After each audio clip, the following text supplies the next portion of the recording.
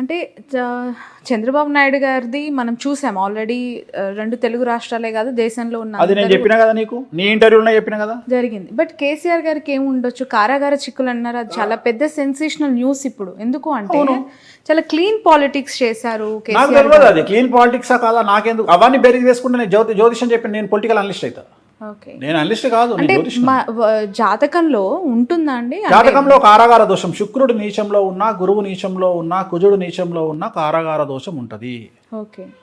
Okay. ఇవాళ కేంద్రాన్ని పాలించే హోమ్ మినిస్టర్ అమిత్ షా గారు కూడా జైలుకు పోయిచ్చారు.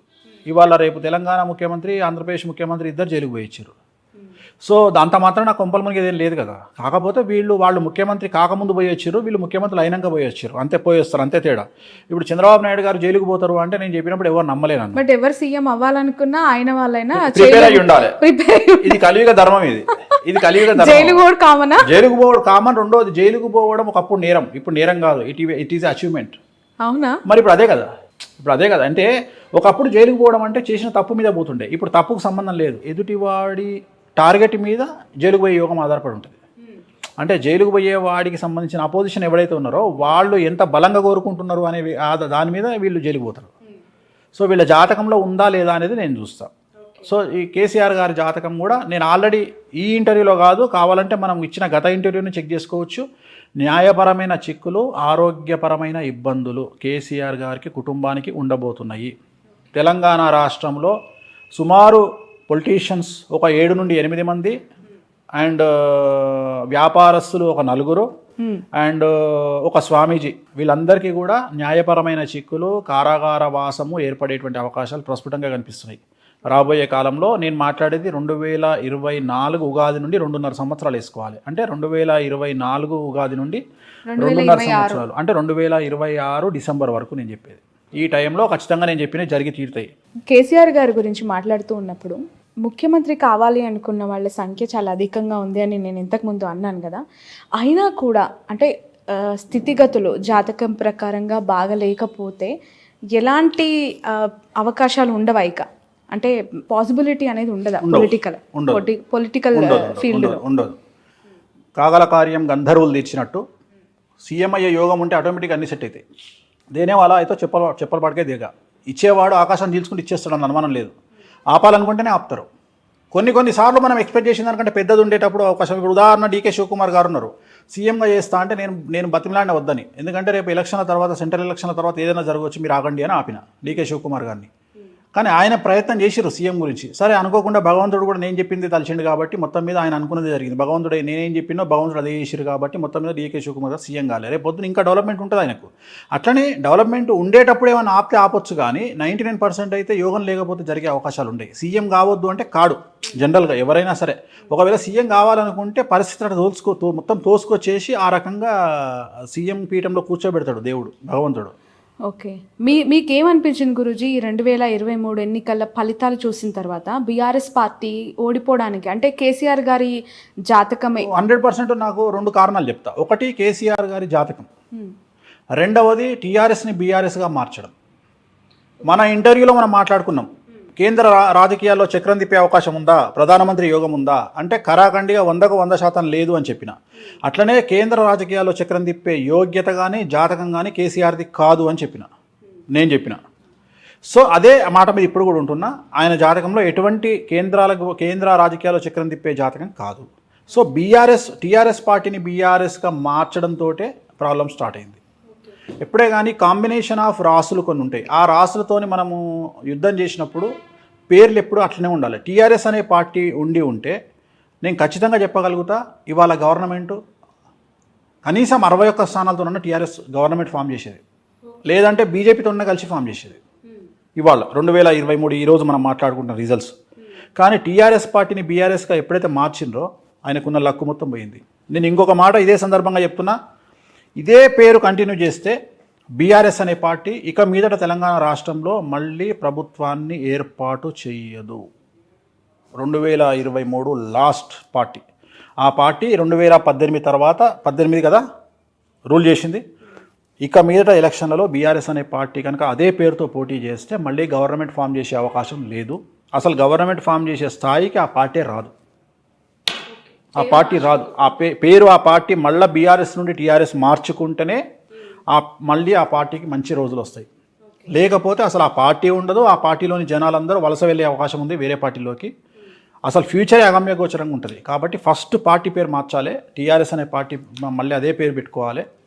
సో హ్యాపీగా ఉంటుంది. ఇంకా 2025 తర్వాత మళ్ళీ పుంజుకుంటుంది టీఆర్ఎస్ పార్టీ. ఒకవేళ కనుక టీఆర్ఎస్ అని పెట్టుకుంటే 2025 జూలై వరకు కేటీఆర్ గారికి ఏలినాటి ఉంది, కేసీఆర్ గారికి అష్టమ శని ఉంది.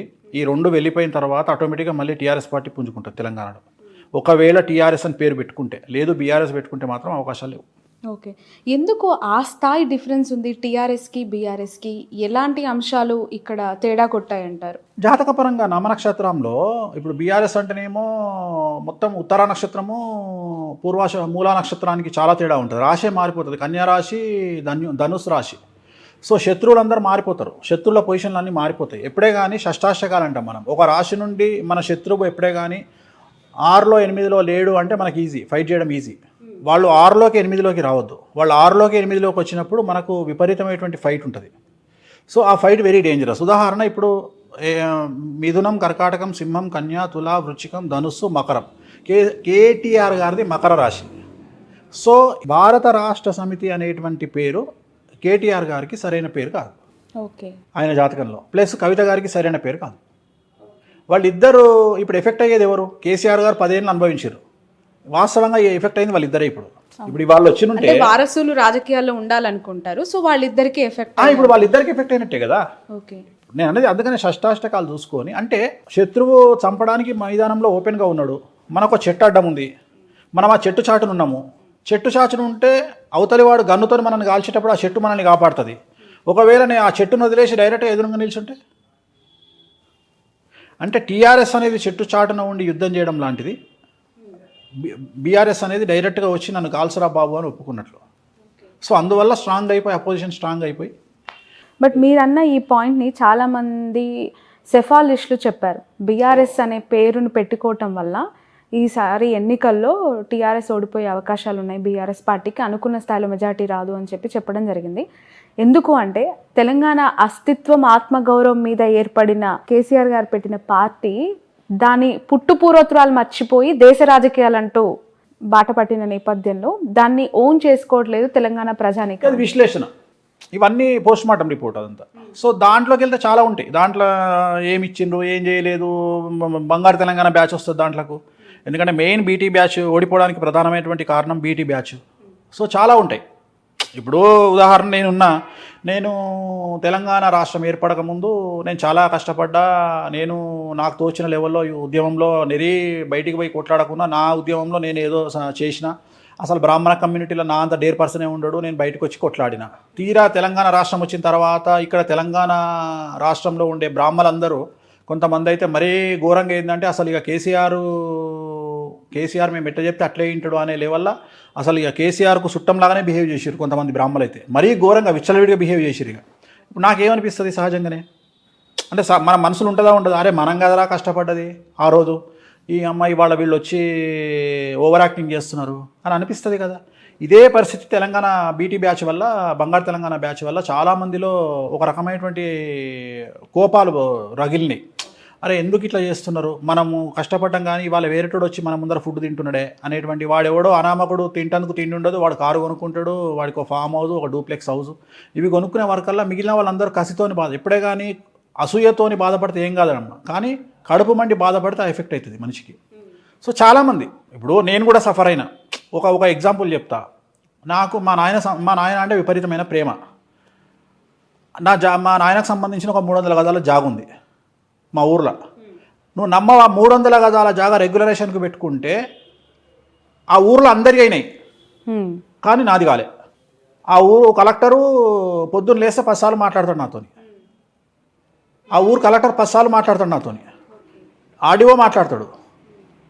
మా ఎమ్మెల్యే కేసీఆర్కు దగ్గరికి పోయే నేను పోలేను. ఎవరికి చెప్పినా పని కాకపోవు. కారణం ఏంటి అంటే ఒక మామూలు ఒక విలేకరి దాన్ని ఆపడానికి ప్రయత్నం చేసిండు. కారణం ఏంటి అంటే నా మీద అసూయ. నేను బాగా పెరిగిన, నాకు పేరు వచ్చింది జ్యోతిష్యం అని ఒక అసూయతో ఆపిండు దాన్ని.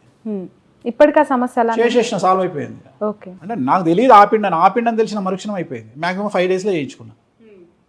అంటే చేయించుకోవడానికి ఒక నెట్వర్క్ ఉంటుంది కదా, ఎట్లా చేయించుకోవాలి అనేది చేయించుకున్నా. సో అంటే ఎట్లుంటుందంటే ఈ బాధని అందరు పడ్డారు. ధరణి కావచ్చు, ఇంకా పోర్టల్స్ కావచ్చు, చాలా రకాలు. ఇవన్నీ పోస్ట్ మార్టం, జాతకం అల్టిమేట్, ఇవన్నీ పోస్ట్ మార్టం. ఇవన్నీ మంచా చెడా, ఎవరు ఎందుకు వేసిరు, కేసీఆర్కి ఎందుకు ఓట్లు వేయలే, ఇవన్నీ డిస్కషన్. సిటీలు ఎందుకు ఓట్లు పడ్డాయి, ఊర్లలో ఎందుకు పడ్డాయి, ఇవన్నీ నాకు అనవసరం. నాకు సంబంధించినంత వరకు కేసీఆర్ వస్తాడా రాడా, కాంగ్రెస్ పార్టీలో సీఎం ఎవరైతారు, ఉంటే ఎన్ని రోజులు ఉంటుంది కాంగ్రెస్ పార్టీ, మళ్ళీ కాంగ్రెస్ వస్తుందా రాదా, రేవంత్ రెడ్డి సీఎం అయితే ఎన్ని రోజులు ఉంటాడు, అంతవరకే నాకు సంబంధం. ఓకే. సో ఇప్పుడు మీరు అంటున్నారు టీఆర్ఎస్ పార్టీని బీఆర్ఎస్ చేయడం వల్లనే ఇలాంటి పరిస్థితి వచ్చింది, లేదంటే 61 స్థానాలు వచ్చేవి అని చెప్పి. ఎవరి జాతకంతో లింక్ చేసి చూస్తారు ఇలాంటి పేర్లు? అంటే ఆ పార్టీ స్థాపించిన వ్యక్తితోనా, వారసుల పేర్లతోనా? ఆ పార్టీ వ్యక్తి వారసులు ఇద్దరు, కేసీఆర్ కేటీఆర్ ఇద్దరు. ఎందుకంటే నెక్స్ట్ కేటీఆర్ కదా. హరీష్ రావు గారికి ఛాన్స్ లేదా? Question rule out. ఓకే. ఎందుకంటే ఉద్యమం నుంచి ఉన్న నాయకుడుగా వేరు పొలిటికల్ వేరమ్మా, వేరు పొలిటికల్ వేరు. అసలు హరీష్ రావు గారికి జాతక ప్రకారం సీఎం అయ్యే భాగ్యం కానీ యోగ్యం కానీ లేదు. 100% లేదు. పేరు వేరమ్మా. పేరు ఇప్పుడు సిద్దిపేటను డెవలప్ చేసిర్రు, ఫోన్ కొడితే గంట సేపటి ఉంటారు, ఇవన్నీ వేరు. హరీష్ రావు కంటే పెద్ద లీడరు కాంగ్రెస్ పార్టీలో డీకే శివకుమార్ ఉన్నాడు కర్ణాటకలో, మరి ఆయన కాలే కదా. దేశాన్ని కాపాడుతున్నాడు, రిచెస్ట్ పొలిటీషియను, దేశాన్నే కాపాడుతున్నాడు. కాంగ్రెస్ పార్టీకి ఎక్కడ ట్రబుల్ షూటరు, మరి ఆయన ఎందుకు కాలే? జాతకం. మనకు హరీష్ రావు మీద అభిమానం ఉండడం వేరు, హరీష్ రావు సీఎం కావడం వేరు. ఇప్పుడున్న కండిషన్లో ఇంకెక్కడిది? కేటీఆర్ గారికి ఉంది, కేటీఆర్ గారికి కూడా లేదు. ఓకే. కేటీఆర్ గారికి నేను అదే చెప్తున్నా, 2025 వరకు అయితే లేదు. ఇప్పుడు నేను చెప్పినవి కూడా వీళ్ళు చేసుకోకపోతే అది కూడా కష్టమే. 2025 అంటే ఇప్పుడు ఇది 2023, అఫ్ కోర్స్ ఇంక 24 ఎలక్షన్ అమ్మా, చెప్పేది ఇంకా 5 ఏళ్ల ప్రయాణం ఉంది కదా. ఆ ప్రయాణం చాలా కష్టతరమైన ప్రయాణం అమ్మా. ఇన్ని రోజులు మనం విమానంలో పోయినాం, ఇప్పుడు మనము పంక్చర్ అయిన సైకిల్లో అడవిలో ప్రయాణం చేయాలి. ఇంతకుముందు నువ్వు చెప్పేదేమో అది డైరెక్ట్ హైదరాబాద్ ఎక్కితే ఢిల్లీలో దిగినాం ఫ్లైట్, అది కూడా ఇండిగో, చాలా సాఫ్ట్ ల్యాండింగ్ అయింది. ఇప్పుడు అట్లా కాదు కదా. ఎందుకలా అమ్మ? ఒక్కసారి పదవి పోయింది అంటే సినిమా పోయినట్టే గుర్తుపెట్టుకో. ప్రపంచంలో 3 చాలా కష్టమైనవి: డబ్బు, పదవి, పొజిషన్, సెలబ్రిటీ స్టేటస్, అమ్మాయిని సంపాదించడం, అంటే అమ్మాయిని పడేయడం, అంటే ప్రేమించడం. ఈ 3 ఈజీ. ఈ 3 నిలబెట్టుకోవడం కష్టం. అంటే డబ్బును నిలబెట్టుకోవడం కష్టం, పదవిని నిలబెట్టుకోవడం కష్టం, సెలబ్రిటీ స్టేటస్ని నిలబెట్టుకోవడం కష్టం. ఎట్ ది సేమ్ టైం ప్రేమించి పెళ్లి చేసుకున్న అమ్మాయిని కాపాడుకోవడం కష్టం. ఎందుకంటే నిజమైన ప్రేమ అప్పుడు చూపించకపోతే అమ్మాయి ఉండదు. సో ప్రేమించేటప్పుడు రిస్క్ అవసరం లేదు, ప్రేమించిన తర్వాత రిస్క్. అట్లనే ప్రతిదీ అంతే. కక్షలోకి ప్రవేశించిన తర్వాత రాకెట్ తన పని తాను చేయకపోతే అది పోయి లాభం లేదు. అందరూ ఏమనుకుంటారు, కక్షలోకి వెళ్ళడమే ముఖ్యం అనుకుంటారు. కక్షలోకి వెళ్ళిన తర్వాత అస్సలు పని స్టార్ట్ అవుతుంది. అది ఫోటోలు తీసి పంపించాలి కిందికి రాకెట్. ఇది కూడా అంతే. మనం పెళ్లి చేసుకున్న తర్వాతనే అమ్మాయిని కాపాడుకోవాలి, పదవిలో కూర్చున్న తర్వాతనే పదవిని కాపాడుకోవాలి, డబ్బు సంపాదించాకనే డబ్బు కాపాడుకోవాలి. బట్ ఎవరైనా ఒక పదవిలోకి వచ్చిన తర్వాత, గెలిచి పదవిలోకి వచ్చిన తర్వాత ఎప్పటికైనా వాళ్ళకి ఓటమి అనేది సహజమే కదా. గెలుపోటముల దాన్ని దృష్టిలో పెట్టుకొని బిహేవ్ చేస్తే చాలా కూల్గా ఉంటుంది వ్యవహారం. గెలుపోటములు సహజమే, కానీ ఆ గెలుపోవటం ప్రతి మనిషి ఏమనుకుంటాడమ్మా, ఈసారి సీఎం అయిన వాళ్ళు ఖచ్చితంగా నెక్స్ట్ టైం కావాలని కోరుకుంటారు, నెక్స్ట్ టైం అయిన వాళ్ళు మళ్ళీ కావాలని కోరుకుంటారు. ఇవాళ మన పక్క రాష్ట్రం అయినటువంటి ఒరిస్సా ముఖ్యమంత్రి నవీన్ పట్నాయక్ గారు 6వ సారి ఐ థింక్ 30 సంవత్సరాలు ఏకఛత్రాధిపత్యంగా తొడగొట్టి నడిపిస్తున్నారు. మన కళ్ళ ముందర చూపిస్తుండగా మరి ఎందుకో పడిపోతాడు ఆయన. రేపొద్దున ఎగ్జాంపుల్ కాబోతున్న మరో ముఖ్యమంత్రి, అదే రాష్ట్రానికి పక్కన ఉన్న ముఖ్యమంత్రి కూడా అంతే కదా, జగన్మోహన్ రెడ్డి. ఆయన కూడా రేపొద్దున ఇలాంటి ఒక ఎగ్జాంపుల్ని ఇవ్వబోతున్నాడేమో. నవీన్ పట్నాయక్ పక్క స్టేటే కదా అది కూడా, మరి ఆయన కూడా ఎగ్జాంపుల్ ఇస్తాడేమో, చెప్పలేం. ఇక్కడ సమాజంలో డిస్కషన్ అనవసరం. ఇక్కడ ఆ యోగం ఆ మనిషి నిలబెట్టుకొస్తుండా లేడా అని. సో ఇక్కడ నవీన్ పట్నాయక్ గారు ఎట్లా అచీవ్ చేసారు 30 ఏళ్ళు, ఇవాళ ఈ కేంద్రం కూడా ఆయన టచ్ చేయలేకపోతుంది. అంటే కేంద్రం కంటే గొప్ప వ్యక్తి అయిపోయింది ఆయన. నేను అనేది అది. సో మరి ఆ జాతకమే కదా. సో నేను అందుకనే జాతకాన్ని నమ్ముతాను. నేను జాతకాన్ని నమ్ముతా తప్ప మనుషులను నమ్మను నేను. రైట్. ఓవరాల్గా ఈ ప్రాంతీయ పార్టీలు అయితే స్థాపించిన వ్యక్తి లేదంటే వాళ్ళ వారసులను బట్టి, పేర్లను బట్టి బలాలను చూస్తానంటున్నారు. ఇప్పుడు నేషనల్ పార్టీస్ విషయానికి వస్తే 2, ఒకటి బీజేపీ, ఒకటి కాంగ్రెస్. సో వాటి విషయంలో ఇప్పుడు మీరు రాష్ట్రంలో కాంగ్రెస్ వస్తుంది, 64 ఒక్కటికి తక్కువ రాదు. బాగా జ్యోతిష్యం అలవాటైందమ్మా నీకు కూడా. మీతో ఉంటే నేను ఇంకా నేర్చుకుంటాను. అడిగే ప్రశ్న స్టార్ట్ చేయకముందు నాకు అర్థమైపోతుంది నువ్వు ఎంత పర్ఫెక్ట్గా అడగబోతున్నావు ప్రశ్న.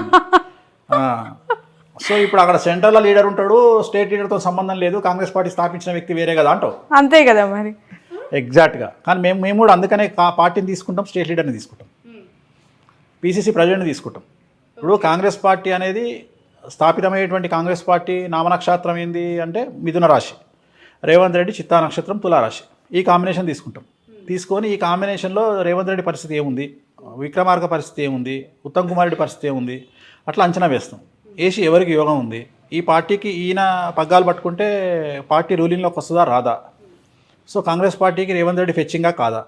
2019లో తెలుగుదేశంలో ఉన్న రేవంత్ రెడ్డిని కాంగ్రెస్ పార్టీలోకి వెళ్తే నువ్వు ముఖ్యమంత్రి అవుతావని చెప్పిన వీడియో నీకు చూపించిన. సో 2019లోనే చెప్పిన నేను, రేవంత్ రెడ్డి గారు మీరు కాంగ్రెస్ పార్టీలోకి వెళ్ళండి అని. అంటే ఎంత దూరదృష్టి అయి ఉంటుంది నాది. అంటే ఆ నక్షత్రానికి ఈ నక్షత్రం కలిసి వస్తుంది కాబట్టి నువ్వు దాంట్లోకి వెళ్తే నీకు సీఎం అయ్యే అర్హత ఉంటుంది, యోగం ఉంటుంది అని చెప్పిన. సో ఆ కాంబినేషన్ నేను చెప్పేది. సో అప్పుడు ఏం చేస్తాము, కేంద్ర రాజకీయాలకు కేంద్ర పార్టీని తీసుకున్నప్పుడు, నేషనల్ పార్టీని తీసుకున్నప్పుడు ఆ పార్టీ పేరు తీసుకుంటాం, ప్లస్ లోకల్ పార్టీ లీడర్ని తీసుకుంటాం. లోకల్ ఎవరైతే ఆ పార్టీ పీసీసీ ప్రెసిడెంట్ ఉన్నాడో రేవంత్ రెడ్డి గారు, ఆయన పేరు తీసుకుంటాం.